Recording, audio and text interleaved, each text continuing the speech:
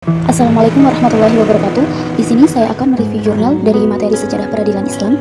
Sebelumnya perkenalkan, nama saya Arin Ika Novitari Mandini dengan nomor NIM 1261022110119. Di sini saya akan mereview jurnal yang pertama yaitu sejarah peradilan pada masa Turki Utsmani, dan yang kedua yaitu sejarah peradilan Islam di Kerajaan Islam Nusantara, dan yang ketiga yaitu peradilan syariat Islam Mahkamah Syariah Provinsi Nat. Sejarah peradilan pada masa Turki Utsmani. Pada masa kerajaan Turki Utsmani, hukum Islam dilihat dari perkembangan sejarahnya adalah berada pada fase taklid. Berdasar pada periodisasi yang ditentukan oleh Muhammad Huldari, taklid yang terjadi diperlihatkan oleh keberlakuan fikih mazhab Hanafi sebagaimana yang tertuang dalam sebagian hukum materialnya. Hukum dan peradilan di kerajaan Turki Utsmani sebelum masa Tanzimat adalah hukum Islam untuk semua golongan masyarakat yang tidak beragama Islam sekalipun.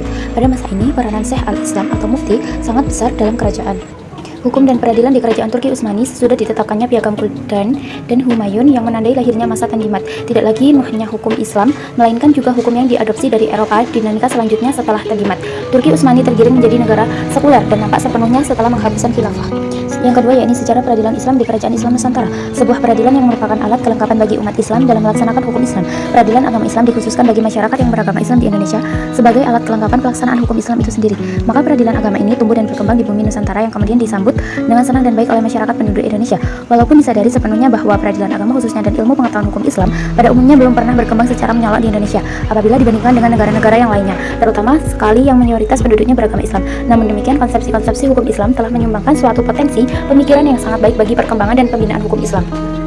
Periodisasi peradilan Islam di Nusantara masa awal. Periodisasi peradilan Islam di Indonesia sebelum datangnya pemerintahan kolonial Belanda yang disepakati para ahli terbagi menjadi 3 periode, yaitu 1 periode tahkim, 2 periode al-hali wal al-aqdi, 3 periode tauliyah. Peradilan Islam masa Kesultanan Islam Kerajaan Samudra Pasai, 2 peradilan agama Islam di Kerajaan atau Kesultanan Mataram, 3 peradilan Islam di Kerajaan atau Kesultanan Aceh dan Banjar, 4 pengadilan agama di Kerajaan Banjar, 5 peradilan agama Islam di Periangan, 6 peradilan agama Islam di Banten, 7 peradilan agama Islam di Sulawesi, 8 Kerajaan Raja Ali Haji dan Riau.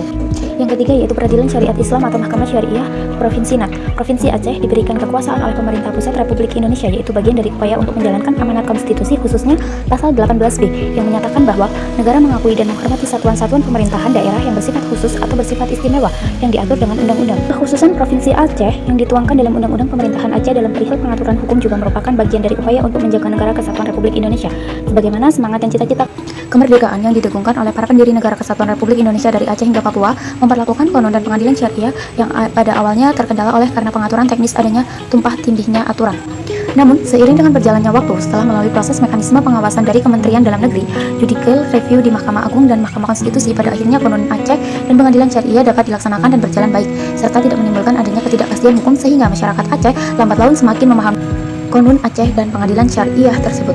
Kesimpulan dari ketiga jurnal yaitu sejarah peradilan Turki Utsmani telah menjadi negara sekuler dan nampak sepenuhnya setelah penghapusan khilafah, sedangkan sejarah Islam di Nusantara dengan demikian telah memberikan konsepsi-konsepsi hukum Islam, menyumbangkan suatu potensi pemikiran yang sangat baik bagi perkembangan dan pembinaan hukum Islam. Dan peradilan syariat Islam di Aceh ini ingin menjadikan Indonesia sebagai negara yang multi etnis dengan aneka ragam budaya, agama dan bahasa, namun tetap dapat berinteraksi dan bersatu dalam wadah negara kesatuan Republik Indonesia. Baik, terima kasih. Wassalamualaikum warahmatullahi wabarakatuh.